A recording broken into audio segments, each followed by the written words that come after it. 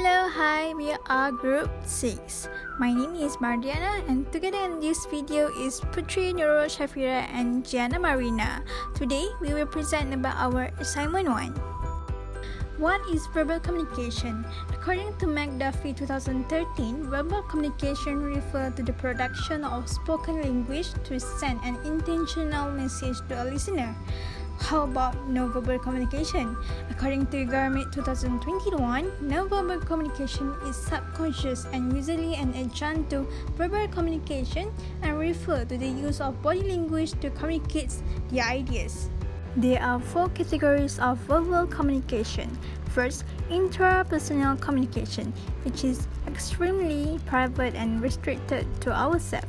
Secondly, is interpersonal communication, which two individuals and it does a one-on-one conversation. Third is public communication, which is one individual address a large gathering of people. And lastly is small group communication, which is more than 2 people involved. Besides, there are also 4 categories of non-verbal communication, which is body movement, complement the verbal message by reinforcing the main idea. Second, touch, an emotional signal called haptics like a hug or a handshake. Third, paralanguage, which is cover vocal qualities like loudness or tone of voice. And lastly, space, which is measure of physical distance between people when they communicate. Let's see the example of non-verbal communication. According to Elfenbein 2007, he stated that recently touch as an emotional signal has been studied. Thus, touch has been found to communicate anger, fear, disgust, love, gratitude, and sympathy at better than chance levels. In this video, we can see that Putri hugging her cat, and by this action, it communicates love and affection towards her cat. Generally, paralanguage is not what you said it, but it is about how you said it. It also can be defined as a unique form of nonverbal communication that exists when we are speaking using words. Paralanguage involves tone and nonverbal aspect of speech that influence meaning, including how loudly or softly you are speaking, or well known as pitch, intensity, pausing, and even silence. For instance, "Hello Mardiana, congrats on your wedding. I'm so happy with you. I can't wait to see you." By speaking the sentence with the right tone, we show how happy we are, but if you do not say the sentence enthusiastically, people tend to assume that your feeling is not along with how you address it. For example, like this. "Hello Mardiana, congrats on your wedding. I'm so happy. I can't wait to see you." According to Harappa Diaries 2020, body language includes a host of non-verbal signals or signs, such as body movements, facial expressions, voice sound, and contact gesture. As such, body language is the undisclosed part of communication that we use to show our true feelings and emotions. One of the examples of body language is body movement, which the scenario on the video will show the body movement actions and what it means by each movement. Tomorrow my friends are gonna come and they're also gonna bring their foods. We are doing potluck but only Supporting chin by the hand shows that it is a sign of boredom, which it may indicate the boredom has set in or that person is tired. and 6 people are gonna come. And maybe some of them are going back at night. So yeah, tomorrow we are going to eat. Arm crossed in front of the chest indicate that the person is being defensive, which it also can be that's how the person show their disagreement with opinion. Eat spaghetti bolognese, and I think the dishes for today is going to save it for tomorrow also. So yeah, if you want to eat nasi. Confusion indicate that the person may be thinking something when listening to others, or they may be thinking of another ideas that they want to express. You can eat nasi too.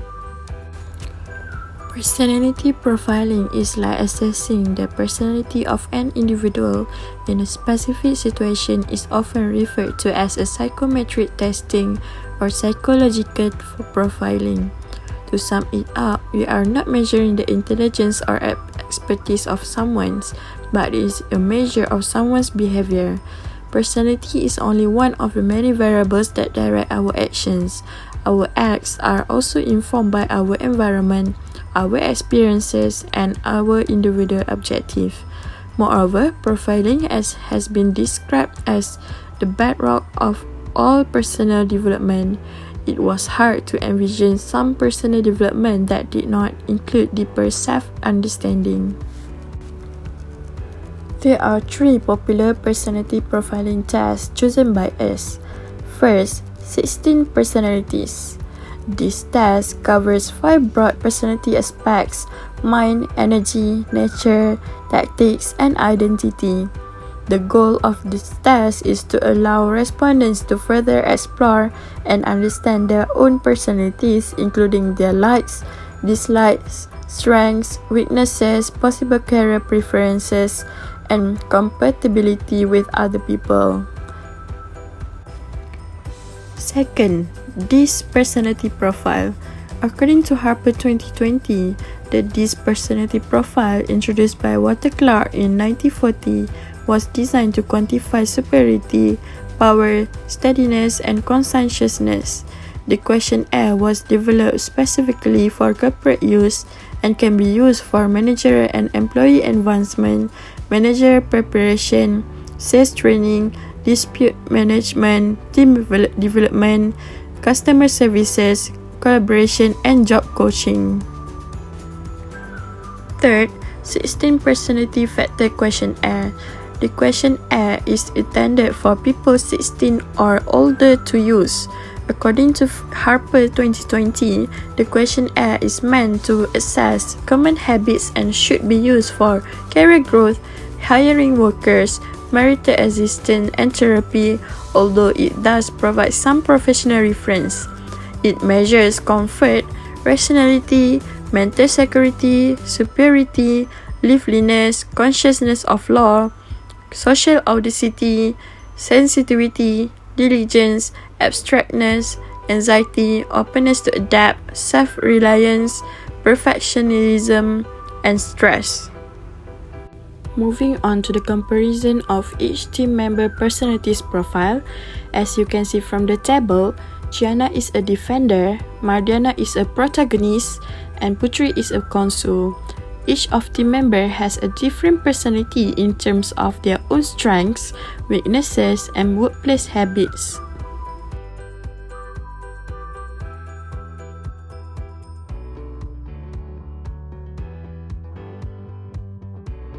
Knowing our own personality profile is essential because it will help us to gain a better understanding of other people, recognize our strength and weakness, and help improvise decision-making skill.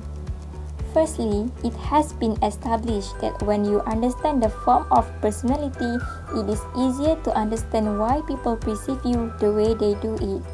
Understanding other people's personality will help us develop a better relationship.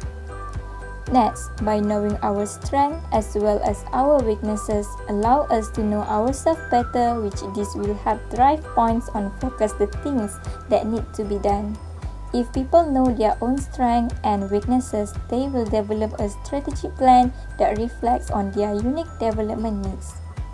While decision-making is a significant part of who we are, it points out the path that we follow and helps structure our life. That decision-making will help people make more balanced choices. This gives them a distinct edge when partnering with others to make more balanced and efficient decisions while still reducing conflict. Knowing our own employees helps in forming a team and allow you to connect efficiently with employees. Employers should assess the position each person plays in team and understand how their workers' behavior on how they accomplish the results, which by using personality assessment, it can also classify leaders at the workplace. When the employer has obtained all this information, they will be able to set up the most competent and multi-skilled teams in the related departments. In addition, creating a great relationship with the employees is a must for everyone. Hence, personality at work is important to make sure that you handle others the best way you can and that you are prepared with what this person wants to feel comfortable with. Despite of that, customers' personality profile is also important because it helps identify the various types of your customers and emphasis on customers' personal tastes and desires. It is important to consider the various criteria that can be used to differentiate your customers. When divisions are established and consumers are separated, it becomes easier to frame accurate marketing and cross-selling campaigns with tailored messaging. Furthermore, it also serves a great function often to facilitate the general interest of the consumers. It gives the feeling of how attentive you are to your clients and gets your consumers inch closer to you. For instance, the examiner personality type is they take the opportunity to test as many options as possible to find what is ideally suited to them. They need a great deal of nurturing and continuous engagement with the business.